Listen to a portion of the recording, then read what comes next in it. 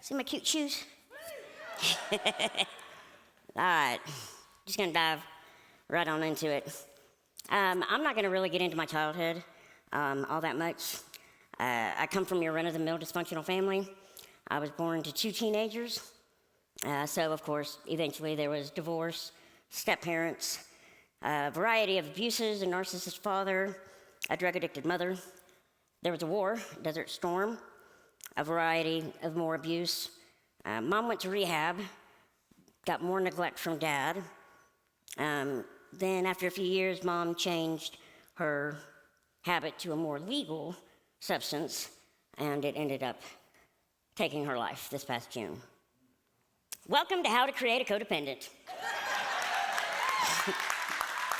My name's Katrina, and I'm going to be your hostess this evening. While I have had my own struggles with chemical addictions, what I love, what I really thought I was good at, was playing God. I love saving me some people. I mean, God's got so much on his plate. He's got the whole universe. Surely he's not going to mind or even notice if I save just the people in my circle. Obviously, some of you can already see that I didn't really have a relationship with God or Jesus. I didn't even know who he was or what he did. But now I grew up going to church, not consistently. I was encouraged to figure out what worked best for me. I did First Church of God, which is liberal Baptist, if there is such a thing. By the age of 11, I was baptized in a creek, because in Abingdon, it's what's called a creek. I was baptized in a creek at 11 by the Pentecostals. And then in high school, I even sang in the Episcopal choir. This is obviously before years of smoking, for those of you who have heard me sing. But I believe the word says to make a joyful noise. He didn't say it had to be good. However, time and time again, I never had a fire for God. I felt more like he wanted to send me to the depths of fire. I was introduced to Wicca, and instead of 10 commandments, there was just one Wiccan read: do as thou will, but harm none. I could do that.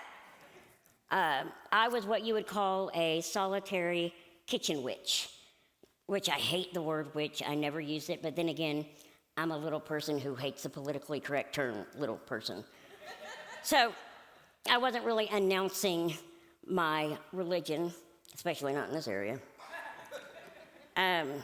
But really, by the time I walked in the doors of this place, of this building, I had no faith.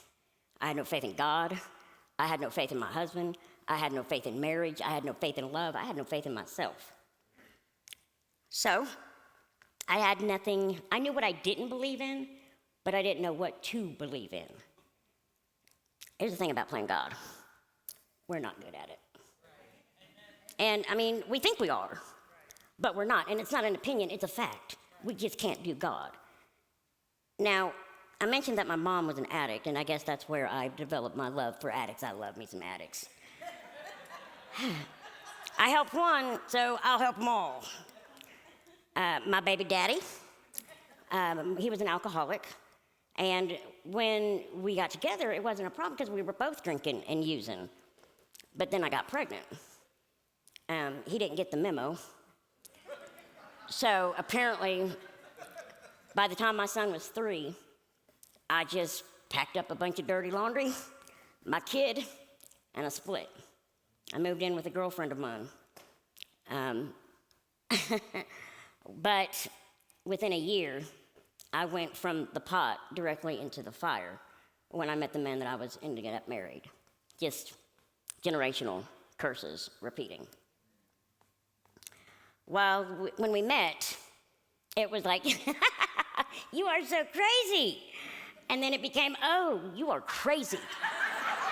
Like, not the fun, but the certifiable kind of crazy. Project! Yay! I'm gonna fix you. I'm gonna make you a better man. That way, when you become a better man, I'll become a better person because it'll give me worth, it'll give me value. That's something that we're all struggling to find. So, I'm going to do that. I'm going to heal you. I'm going to heal me. We are going to be the couple that everybody wants to be. You're welcome, world. Now, when his emotional and verbal and physical abuse kicked in, my roommate said it best. You're so crazy, you must really love me.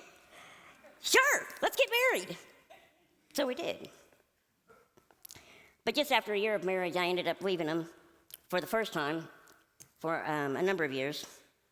I was 32 and on my own for the very first time with a 7-year-old little boy in a town that I knew relatively no one. I sent him divorce papers. He threw them in the trash. And we did end up reconciling a few years later. Nothing changed. The only thing that changed was in here, I knew that I could do it on my own. But somewhere that file got lost in the back of my head. So I rode the crazy train for years. What's my place? There it is. It was finally in 2018, in the middle of the night, I called 911. He split, he ran. Cops came in. They took pictures of my house, and it had looked like a tornado had gone through it. There was broken furniture, broken appliances, glass was everywhere, broken windows, doors were hanging off the hinges. It was close to 4 o'clock in the morning, and the police asked me again, is there any place that we can take you? A friend, a family, a battered women's shelter. I had become that woman. Shame came up from underneath the ground and just wrapped me up, and I couldn't move. I couldn't leave. After a few days of running and hiding, he finally turned himself in. He did 10 days in jail, was slapped with a no-contact order and a GPS ankle monitor, pending his charges for aggravated domestic assault. A year goes by. It's 2019. He's clean and sober, properly medicated. He's getting therapy. He's in recovery. So we started attending the Faith Promise at Anderson campus because it's closer. Yeah. I had come to Pell a couple of times, and it was the first church I had been into in a long time that I didn't leave mad. I was too busy trying to fix this broken marriage to try to get to know Jesus. I was just there being a supportive wife. That first day we went, he was all in. He went to next steps. I said, cool, get you some more Jesus. I'm going to go check out the food trucks. So we ended up joining a small group, started getting to know the people, coming to celebrate, and I just couldn't help it. I liked the people. And the music was so much better than anything I was used to. Amen. It was actually during his baptism that a seed was planted in me. It was a last-minute decision, and our group leaders didn't know until they saw him on the screen, and they ran from the back of the sanctuary and hugged him, and I saw love. This is usually the point where I would just roll my eyes. But what I saw in them was genuine love, not it's Sunday, God is watching kind of love. And I realized when I was writing my testimony that they were among the first to love us before they actually knew us. Bet they're regretting that now.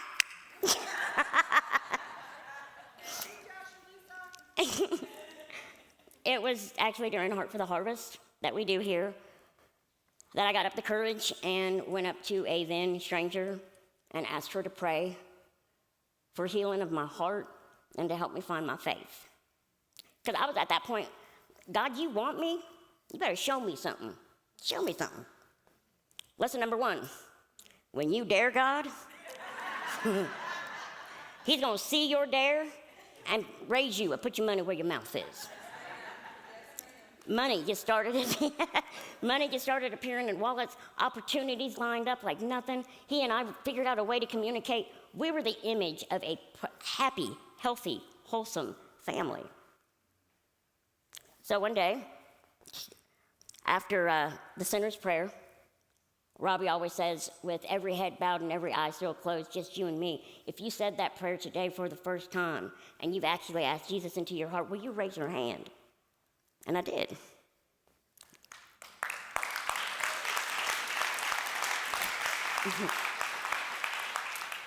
An usher put that communication card in my hand. I filled it out. I dropped it in the offering bucket. But could I go through with baptism? Me? Drink the Kool-Aid? What was my family and friends going to think when all they've heard from me is how I've complained and downed Christianity and organized religion? I'm going to look like a hypocrite. Probably the first time I ever just shrugged my shoulders and said, oh, well. And so it was the Sunday before Christmas in 2019 during the candlelight service, I was baptized.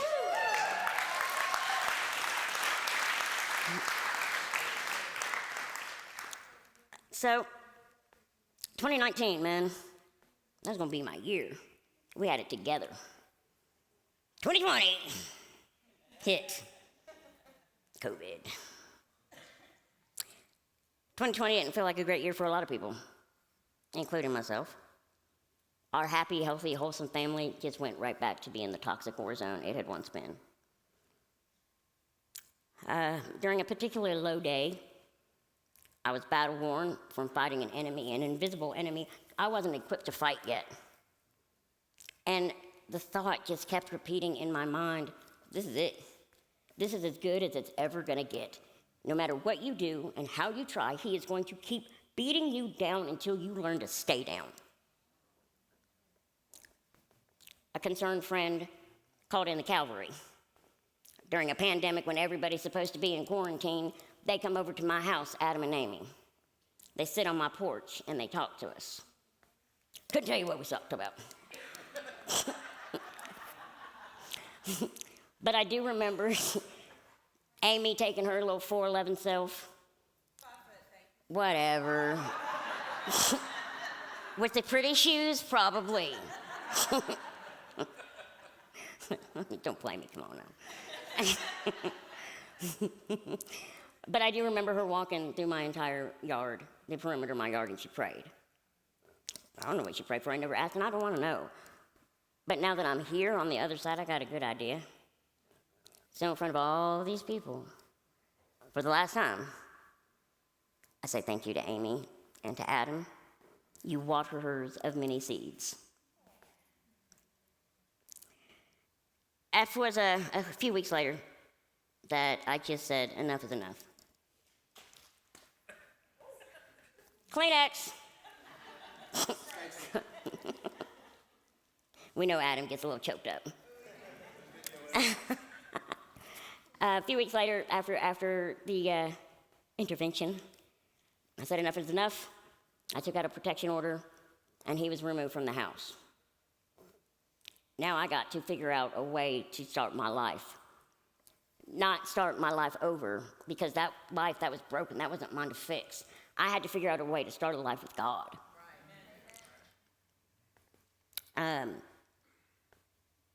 I took out a protection order against him. Order of protection. What is that? It's a piece of paper with some writing and some names and some numbers. It doesn't keep him from driving by my house making threats. It doesn't make me bulletproof.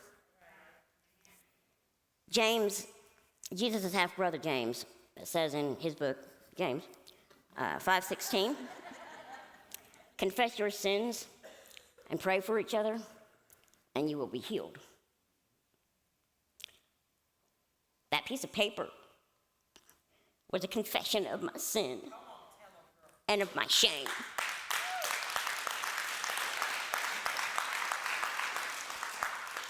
And when I owned it, people prayed for me, and I began to heal. So,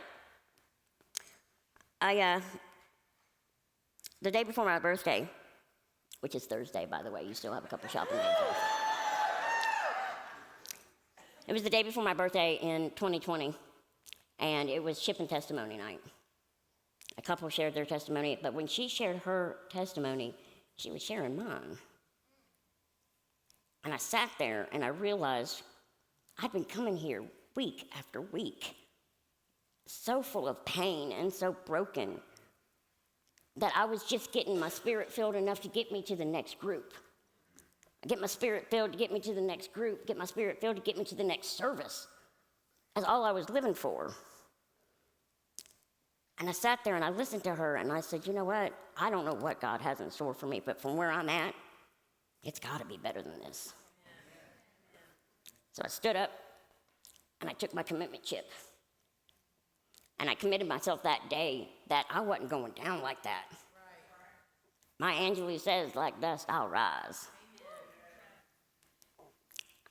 God, my bad marriage brought me to God. And God took me out of my bad marriage. So it was time to let God be God and let him lead me. As addicts, codependents, humans, fear runs our lives. Fear of failing, fear of succeeding and then failing again. Some fear never getting it or getting too much of it. Never being loved, never finding love, being alone, never being alone. My life first jumped out at me one day when I was in the Word trying to make the right decision. 2 Timothy 1:7. For we were not born with a spirit of fear and timidity, but one of power, love, and self-discipline.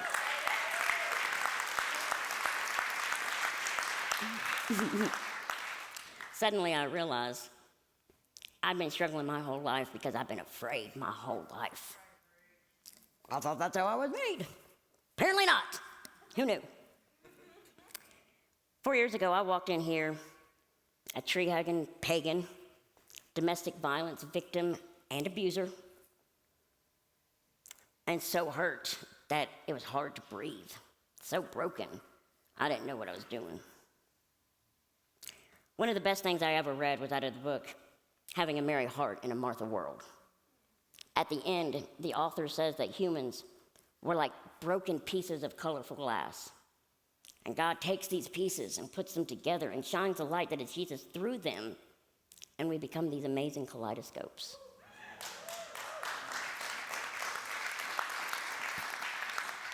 Now, I'm up here in front of you, a middle-aged divorcee. I'm loud, sarcastic, almost always inappropriate.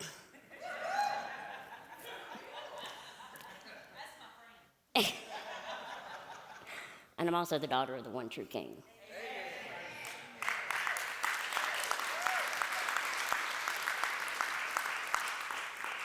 So as arrogant or as ugly that you think I can be, and some of you have seen me be,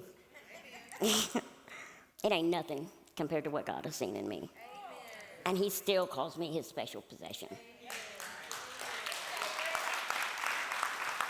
So I'll wear my crown a little crooked to the side because it fits my personality. Because he thinks my brokenness is beautiful. My sins are no less or no greater than yours. Now, plenty of days I walk out that door and my crown is lost to the couch cushions amongst some pocket change and a pen. I started coming to Celebrate because my now ex-husband had some problems. I've stayed because I'm all sorts of jacked up. And I keep coming back because it's here that I found my tribe.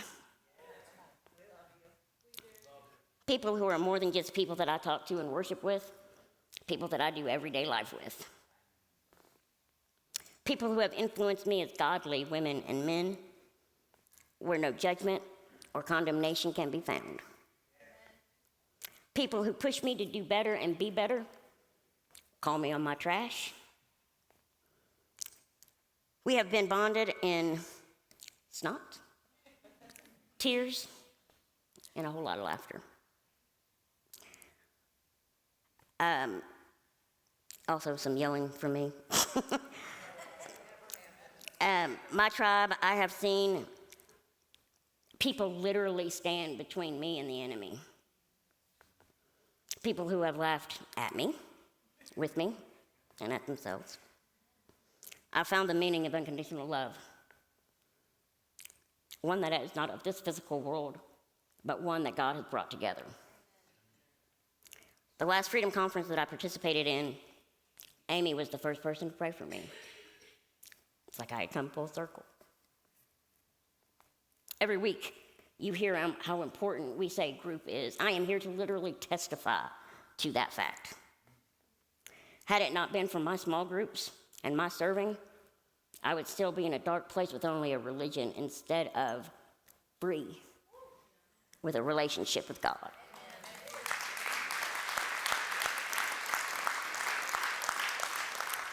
And I would not have been given such a blessing as to be called a group leader.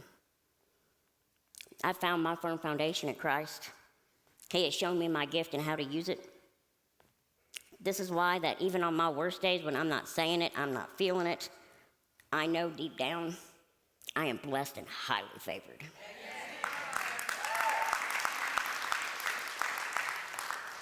I feel like I'm entering a season where I now can live from God's love, not for it. He has shown me, I've learned through my word meek that my struggles, which can be daily, sometimes hourly, that's where I grow.